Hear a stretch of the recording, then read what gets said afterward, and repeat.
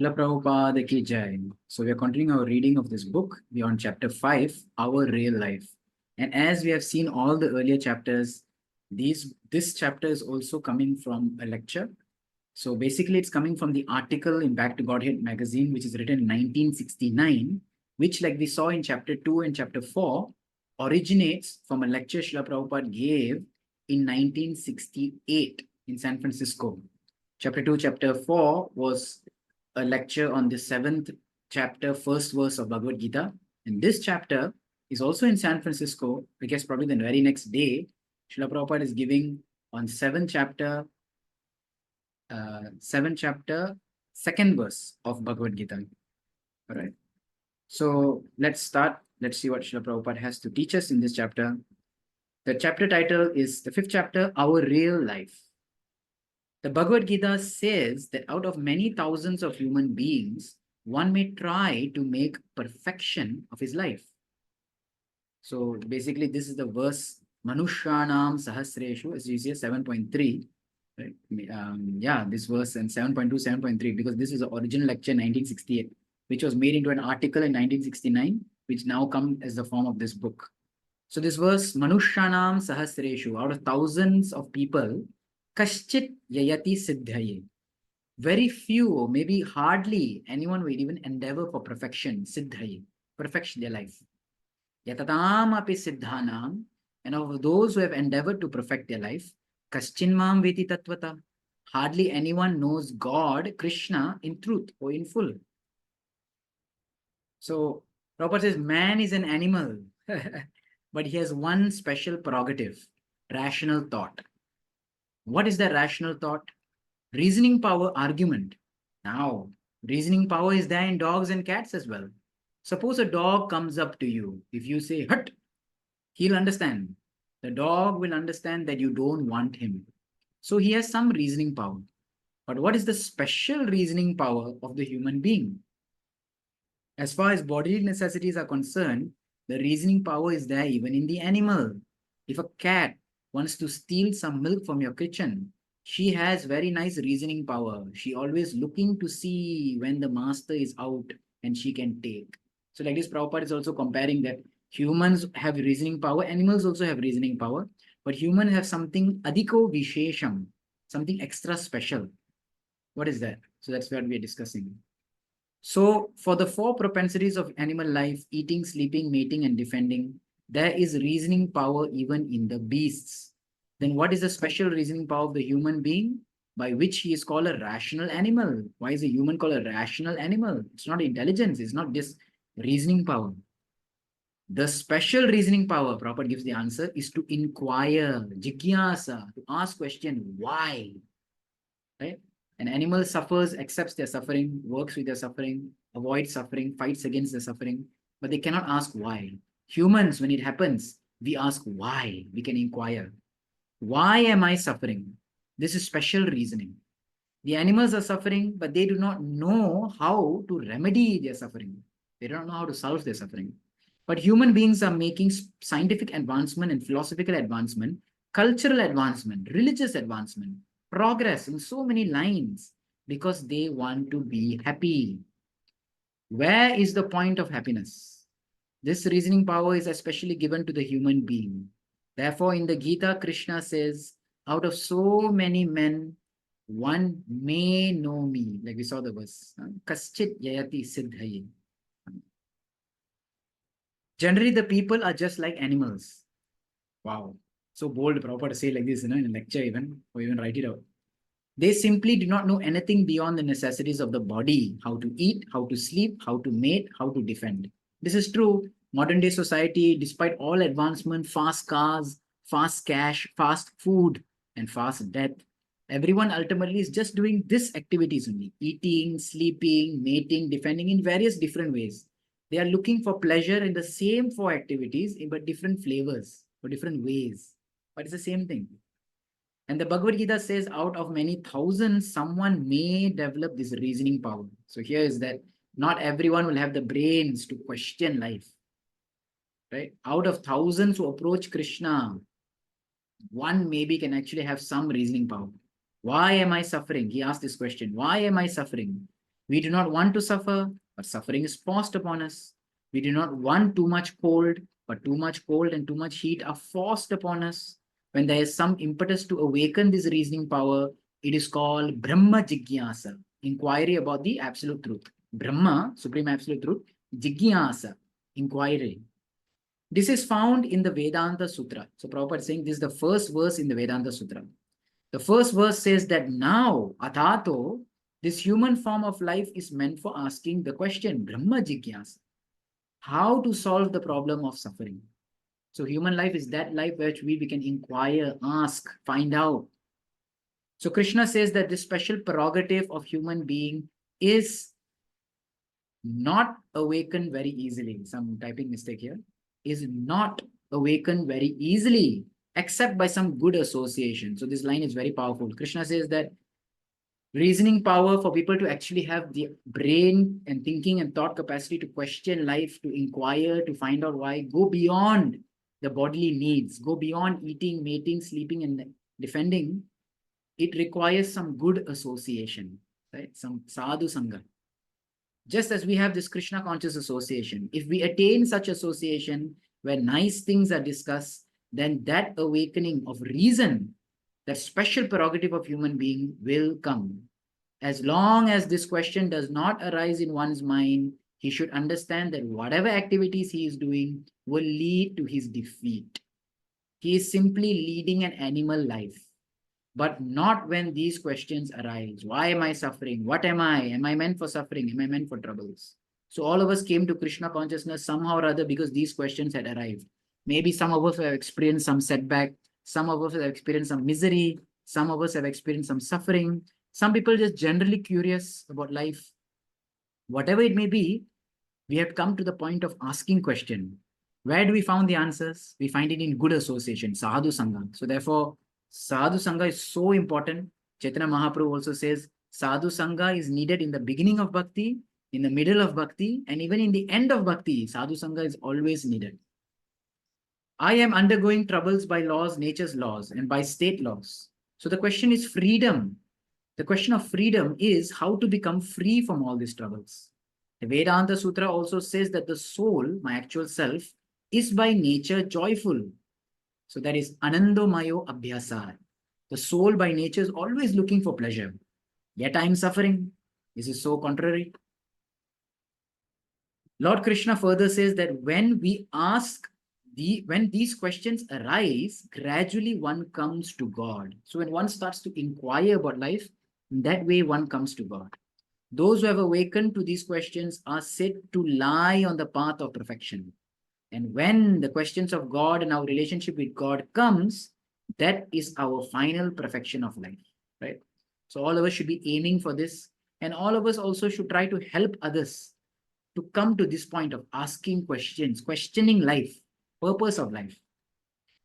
Now, Krishna says that out of many thousands of people, Manushanam Sahasreshu, one may try to make perfection of his life, Kaschinyati Siddhai. And out of many millions such a persons on the path of perfection, Yatatam Api Siddhanam, one may understand Krishna. Only one may understand Krishna. Kaschin Mam Veti Tatvata. So understanding Krishna is not very easy, but it is also the easiest. Wow, Prabhupada is, sounds contradictory. Prabhupada's understanding Krishna is not easy. It's not everyone will get it, but for one who tries, it is easy. It is not easy, but at the same time, it is easiest. Why? It is easiest if you follow the prescribed forms. So it's not easy that everyone will come to inquire about Krishna, but for one who has inquired about Krishna, if he follows the prescribed forms, very easily he can actually understand Krishna. Lord Chaitanya Mahaprabhu has introduced this chanting of Hare Krishna. He has not exactly introduced it.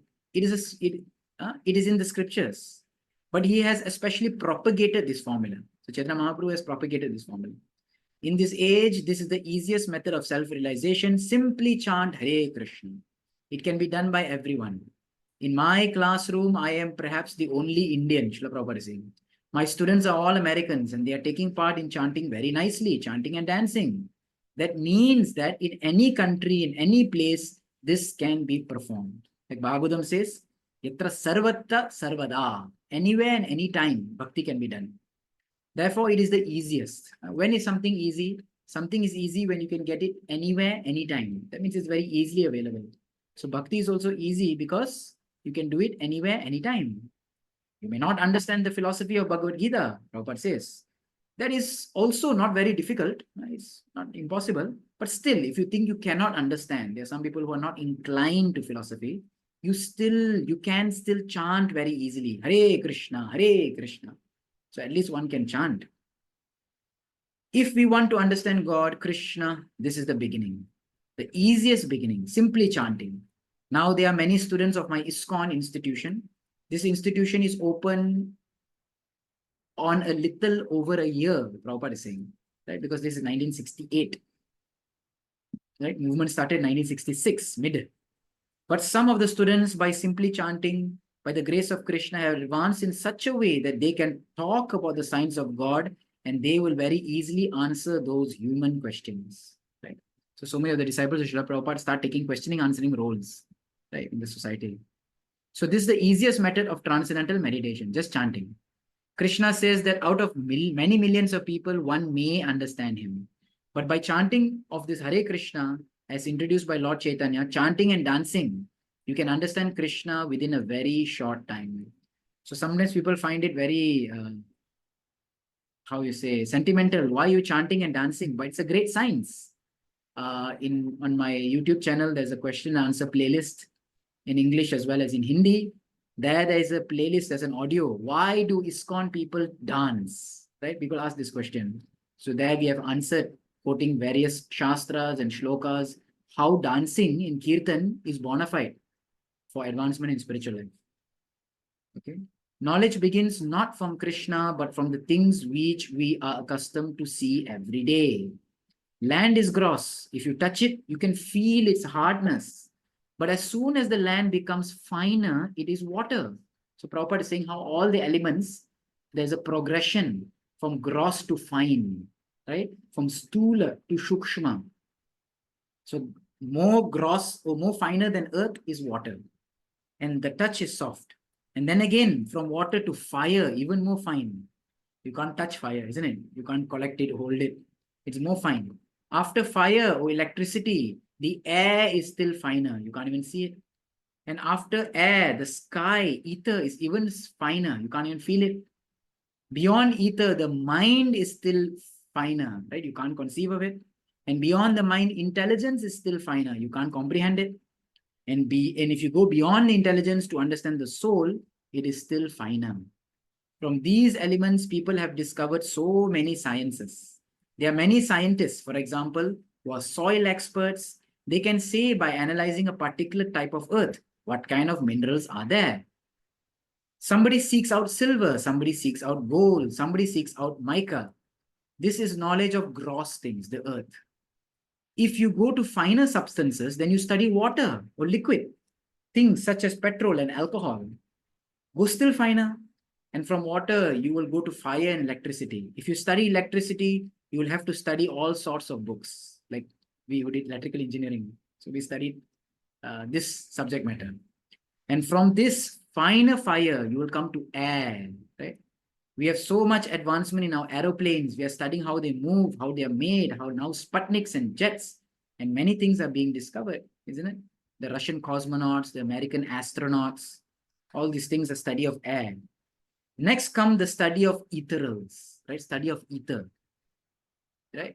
Electronics, ethereal transformations from one thing another. These are things that you cannot perceive, movement of electrons or something like that.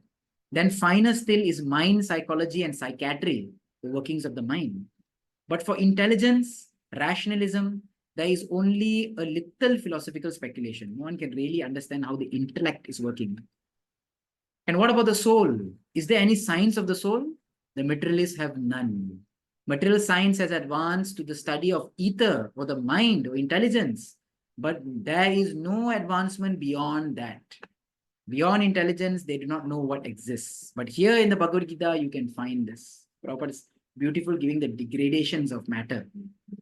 The Bhagavad Gita begins at the point after intelligence. Wow. So materia can study up to intelligence, Bhagavad Gita beyond intelligence when spirit starts. When Arjuna was perplexed at the outset, his intelligence was perplexed whether to fight or not to fight. Krishna begins the Gita from the point where intelligence fails. What a dialogue. Krishna begins Gita from the point where intelligence fails. Forget about intelligence. You can't understand it. You can't perceive it. Right? How does knowledge of the soul begin? It is just like a child is playing. You can understand from this child's body, it is now so small, but one day this child will be grown up like you and me. But the same soul will continue. So by intelligence, you can understand that although the body is changed, the soul is there. The same soul which is existing in the body of the child is still continuing in the body of the old man. Right? All of our desires, our memories, these things never go. We still feel we are the same person. Even a 70-year-old person still feels he was that 20-year-old person, but the body is not cooperating. Therefore, the soul is permanent and only the body has changed. This is a very easy thing to understand, and the last change of this body is death. As at every moment, every second, every day, every hour, the body is changing. So the last change is when one cannot act with the body, and so he has to take another one. Body is constantly changing to the point where it cannot change anymore. It's broken down, gone. There is death. Just as when my cloth is too worn out or old, I cannot put it on. I have to take a new cloth. This is given in Bhagavad Gita, 2nd chapter, 22nd verse. Vasamsi jirnani yata vihaya navani grinati naroparani. Like, just as one puts on new clothes, giving up old clothes, the jiva puts on new body, giving up the old and useless body. It is similar with the soul. When the body is too old, unworkable, I have to change to another body. That is called death. This is the beginning of the Bhagavad Gita, when the preliminary knowledge of the soul is there. And you will find that there are only a few who can understand the existence of the soul as permanent and the body as changeable. So many people in India, they will say, yes, I know I'm soul, I know I'm soul. But ultimately, they live on the platform of the body. Really, we understand we soul. If we are soul, we are not live on the bodily essentially platform. We will actually be focused on developing the spirit. Therefore, Bhagavan, Lord Krishna says that out of many, many millions of people, one may understand it. But still, the knowledge is there. If you want to understand it, it is not very difficult. You can understand it. Now we shall inquire into the existence of the ego, the finest material substance. So beyond all the material substance, mind intelligence, comes false ego. What is ego? Prabhupada says, I am pure soul, but with my intelligence and mind, I am in contact with matter. Soul by nature is pure, but identifying with the mind and intelligence, we are identifying with this body. So every day we look at ourselves in the mirror, isn't it? My face, my eyes, my nose, my mouth, my looks. So we're so attached to this body. And I have identified myself with matter. This is false ego. I am pure soul, but I'm identifying falsely. So if there's a false ego, is there a real ego? Yes. Prabhupada says in one place, the real ego is that remember that I'm a servant of Krishna. That is a real ego. For example, I am identifying with the land, thinking that I'm Indian or that I'm American. This is called ahankar. Ahankar means the point where our pure soul touches matter. That junction is called ahankar. Ahankara is still finer than intelligence. Very nice definition of ahankar. The point where soul touches matter, identifies with matter. Krishna says that these are the 8 material elements, right? In Bhagavad Gita, he says, Bhumi, Apo, Nalo, Vayu, Kham, Mano, Buddhir, Evacha, Ahankara, Itiyam me, Bhinna Prakriti, Astadha. False ego means false identification. Our nascent life has begun from this false identification, thinking that I am this matter, although I am seeing every day, every moment that I am not this matter. We realize that I'm not this body. An old person wants to eat something spicy, loves it, but can't. So you're going against the desire. Who is going against? Body. So if body is going against desire, that means body is separate from desire, and desire is a symptom of the soul. Soul is permanently existing while matter is changing. This misconception is called illusion. It is called ahankar, false ego. And your liberation means when you are out of this false ego. What is this status? Aham brahmasmi. Aham means I am Brahman. Right? I am Brahman, I am spirit. So this is real ego. When we realize that we are spirit, soul, small sparks of the supreme Brahman. There is Brahman and there is Parabrahman. That is the beginning of liberation. Then Prabhupada says, of course, one may be suffering from some disease, from fever, and the temperature may come down to normal 98.6 degrees. Now it is very interesting. 98.6 degrees Fahrenheit, not Celsius. So in all the British colonial countries, we use Celsius, but Prabhupada is here in America, San Francisco. He's speaking in the American terms, 98.6. This is normal human body temperature, it is said. This corresponds to around 37 degrees Celsius, right? So he is now normal, but that is not the cure. Suppose for 2 days he has 98.6 degree Fahrenheit temperature, but with slight change of diet, with slight change of behavior, the temperature rises to 100. Relapse. Again, it becomes sick. Similarly, simply purifying the mind, rejecting this false ahankar identification, I am not this body, I am not matter, I am soul, is not liberation. So Prabhupada is here saying that, just simply logically, intellectually understanding that I am soul, I am soul, I am soul, I am not matter is not sufficient. A person can still relapse, fall back down to disease condition. Prabhupada says this is the only beginning of liberation. If you stick to this point and continue, just as you might continue your activities and keep your temperature at 98.6 degrees, then you are a healthy man. Right? So bhakti is not only just book knowledge, theoretical knowledge, but one has to practice it. One has to remember it constantly. Prabhupada gives an example. For example, in the West now, there is some propaganda for taking intoxication. The people want to forget the bodily existence. But how long will you forget? People are taking drugs and this and that. There will be relapse. You can forget for 1 hour, 2 hours by intoxication and think that I am not this body. But unless you are actually on the platform of understanding yourself by knowledge, it is not possible to continue. So here Prabhupada is pushing for real, proper understanding that I am not this body. Still, everyone is trying to think I am not this body. They have experienced that they are suffering so much on account of on bodily identification. And so if only I could forget my body identification. So many people, they are known as mumukshus, those seeking liberation. They want to come out of this bodily conception because they are tired of it.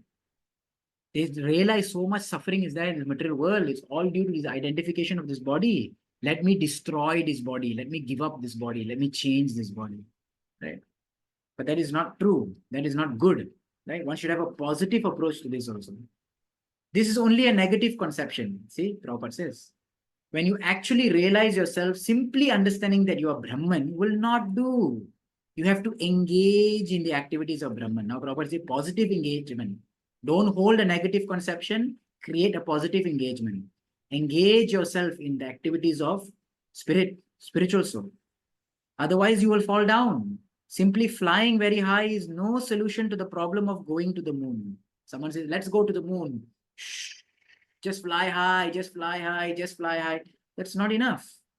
Nowadays, the fools are trying to go to the moon, Prabhupada speaking 1968. But they simply go up 240,000 miles up from Earth, touch the moon and return.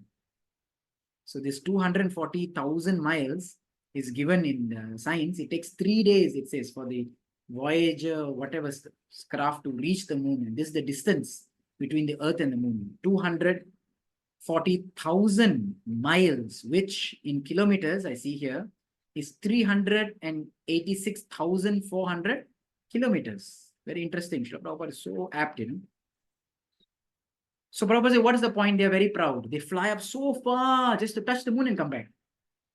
There is so much talk of aeronautics, crowds and meetings and conferences. But what have they done? What is their value? What are 240,000 miles in the vast sky?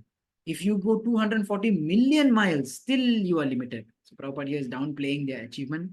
What is the point of going so far still? Right? The sky is even more 10 million times bigger than this. So this will not do. If you want to go high, you must have permanent shelter. Go there and stay there. Right? Why to go traveling up and down? If you can take rest there, then you cannot fall down. But if you have no rest, then you will have to fall down. The airplane goes high, several miles, 8 miles up from Earth, but it comes down immediately. So simply understanding ahankar means no more than understanding false identification. So you're just simply knowing what ego is, doesn't really help. Simply understanding that I am not matter, I am soul is not perfection. Just book knowledge will not help. The impersonalist, the void philosopher simply thinks of the negative, that I am not this matter, I am not this body, this will not stay. Right? Just say no, no, no.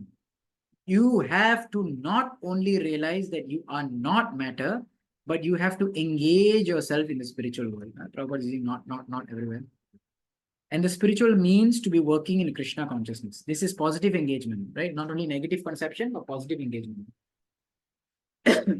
That spiritual world, that functioning of our real life is Krishna consciousness. False ego, I have already explained. It is neither matter nor spirit, but the junction where the spirit soul comes into contact with matter and forgets himself. So spirit soul at the junction, if it gets touched in matter and becomes identified with matter, that is called ahankar. And if the spirit soul realizes spirit, Krishna consciousness, and get touched in that, that is the real ego. It is just like in delirium, in craziness, a man is diseased and his brain becomes puzzled. And gradually he forgets himself and becomes a madman. Someone having Alzheimer's or so many kind of different diseases where one goes crazy, forgets who they are. He is gradually forgetting. So there is the beginning of the loss. And there is one point where he forgets. The beginning point is called ahankar, the false ego. So the very beginning of confusion, the junction, that is called ahankar. Chanting the Maha Mantra, Hare Krishna, Krishna Krishna, Hare Hare, Hare Rama, Rama Rama, Hare Hare, is the process not merely of putting an end to the false conception of life, of self, but it goes beyond that to the point where the pure spirit soul engages in its eternal, blissful, all-knowing activities in the loving service of God. This is the highest, this is the height of conscious development, the ultimate goal of the living entities, now evolving to the cycle and species of material nature. So if someone asks, what is our real life? Our real life is to take the shelter of the Supreme Lord, to follow the injunctions of Supreme Lord, and to perfect our life in Krishna consciousness. So like that, we complete this chapter. Very interesting, speaking about the real life, right? Thank you all so much. Srila Prabhupada ki